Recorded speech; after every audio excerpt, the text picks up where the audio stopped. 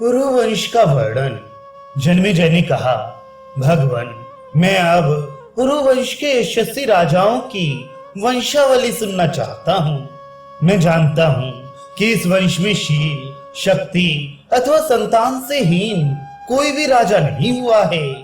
वैशंपायन जी ने कहा, ठीक है, महर्षि द्वैपायन ने मुझे आपके वंश का वर्णन सुनाया है, मैं उसे सुनाता हूँ। दक्ष से अदिति, अदिति से विवस्वान, विवस्वान से मनु, मनु से इला, इला से पुरुरवा, पुरुरवा से आयु, आयु से नहुष और नहुष से ययाति का जन्म हुआ था। ययाति की 2 पत्नियां थीं, देवयानी और शर्मिष्ठा। देवयानी के 2 पुत्र हुए थे, यदु और तुर्वसु। शर्मिष्ठा के 3 पुत्र हुए, द्रुहु, अनु और पुरु। यदु से यादव हुए और पुरु से पौरव। पुरु की पत्नी का नाम कौशल्या था, उससे जन्मेजय का जन्म हुआ। उसने 3 अश्वमेध और 1 विश्वजीत यज्ञ किया था। जन्मेजय की पत्नी थी अनंता, उससे प्रचिनवान हुआ।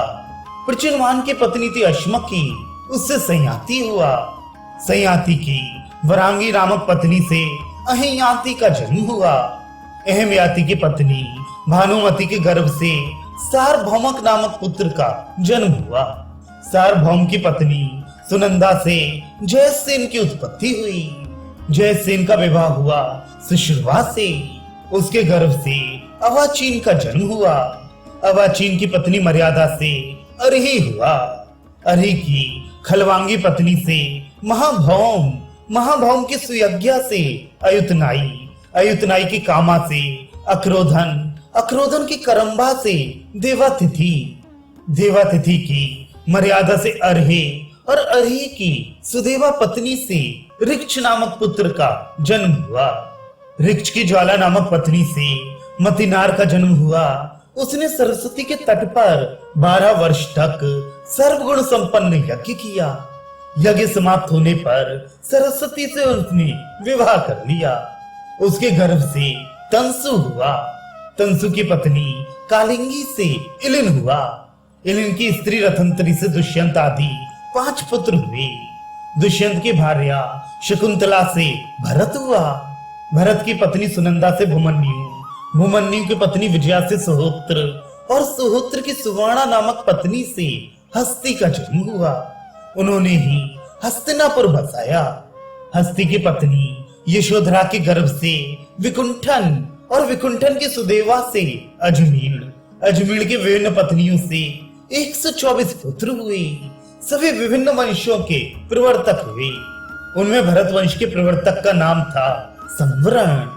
संवरण की पत्नी तप्ती के गर्भ से कुरु का जन्म हुआ।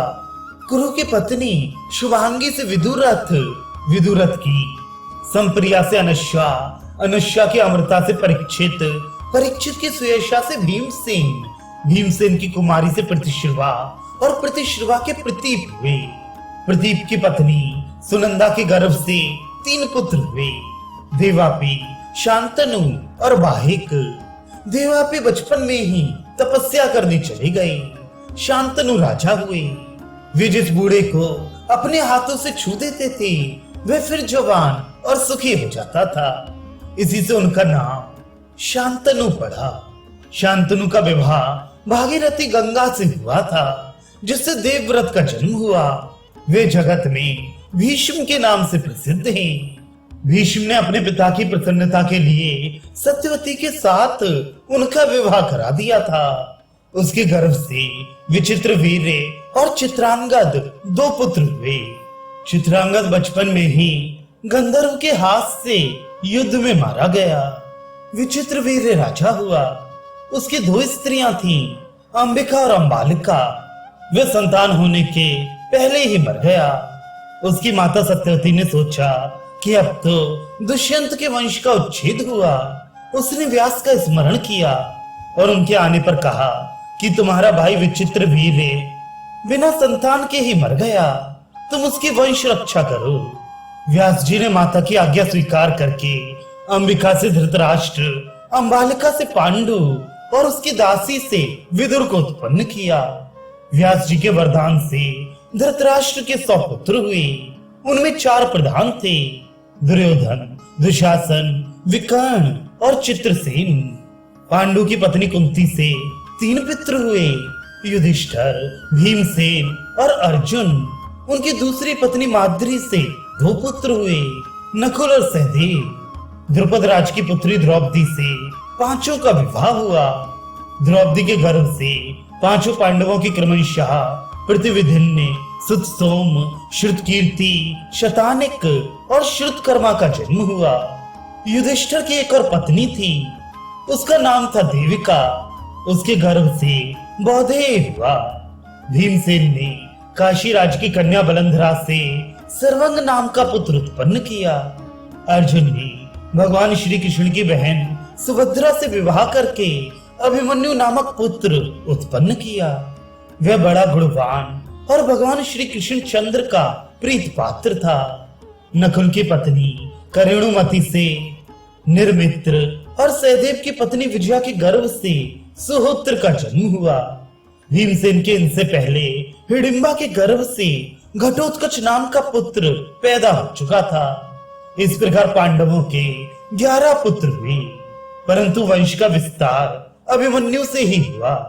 इनके अतिरिक्त अर्जुन के 2 पुत्र और थे, उलूपी से रावान और चित्रांगदा से बब्रुवाहन।